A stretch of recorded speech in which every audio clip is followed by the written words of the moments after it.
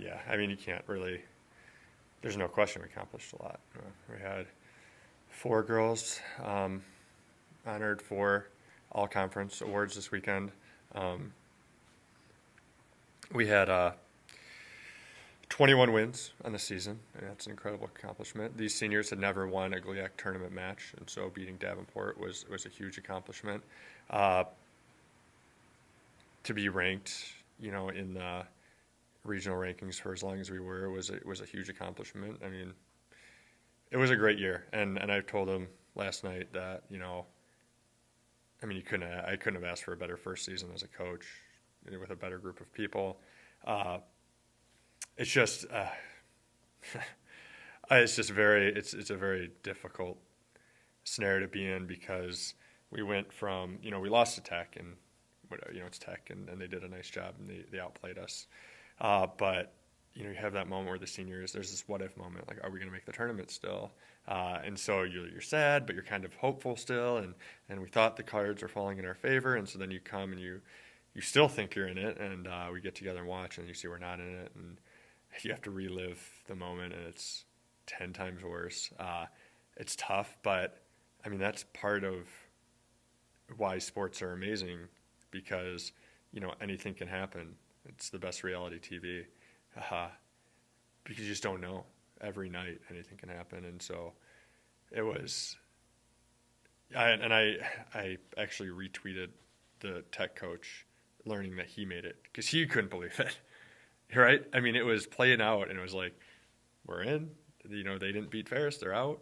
And then his disbelief. And as a fan of sports and those moments and March Madness in general, like, I mean, what a cool moment for them. It's really exciting, and it just, for every reaction like that, there's an opposite reaction, and we just unfortunately were that opposite reaction in that moment.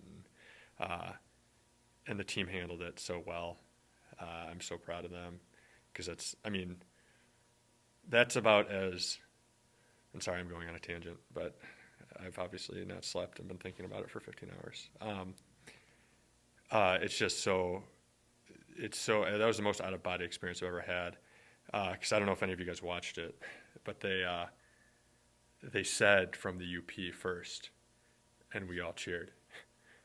And it was like, oh my gosh, we're in. And then Tech popped up. And to have this moment of pure, like, joy and to devastation in just this split second was the most bizarre experience I've ever had. And I have it on film, and I'll watch it at some point. Not today. But it's just, it was insanity. I can't even describe it. And in those moments, having to then again, we sit there in silence for 5 minutes, and I had to go and talk to the team. You can't just stand there as their coach, and just having to explain to them. And then you have, back to your question, you just have to revert back to what a great season it was, and you can't let moments like that affect how you view what we accomplished. I mean, this team didn't make the GLIAC tournament last year. They were not great, in a great place, and in 1 year, because of what they were willing to do, we went from 9th to 2nd.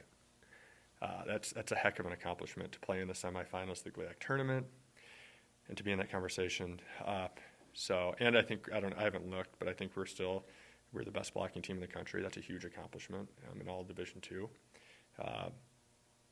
Kayla and Sarah leading the league in blocks, and I don't know. It's been a lot of fun, and I hate that it's come down to this moment, but once I take time, and I'm sure the team takes time, there's no question this will be a successful season. Talk about next year. You're having a lot of people who contributed, specifically Sarah, who's going to be coming back, and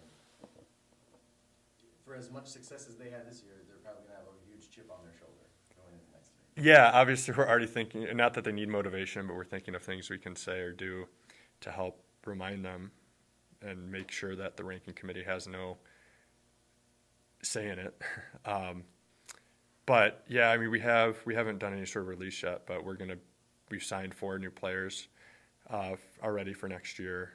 And then you talk about Sarah coming back, Leticia, who was second team all conference, and she was as a freshman, Autumn, Rachel, our DS, Lindsay, who's hasn't really played a ton, the setter, but I can't tell you how much growth she's had as a player over this season. Where, I think she's ready. If you asked me at the beginning of the year if I thought she'd be ready by this point, I would be hesitant to say yes, but she is, and she's been such a great partner with Jamie, because the success that Jamie had was directly related to Lindsay. Because if you're watching during timeouts, she's always talking to her. She's statting the sets she makes and telling her what decisions to do, what to change. So I'm really excited to give Lindsay this opportunity, and we have a whole host of players. Haley Wickstrom, who redshirted from Calumet. She's going to be a huge contributor on the best blocking team in the country. I would say she's probably our best blocker as a freshman.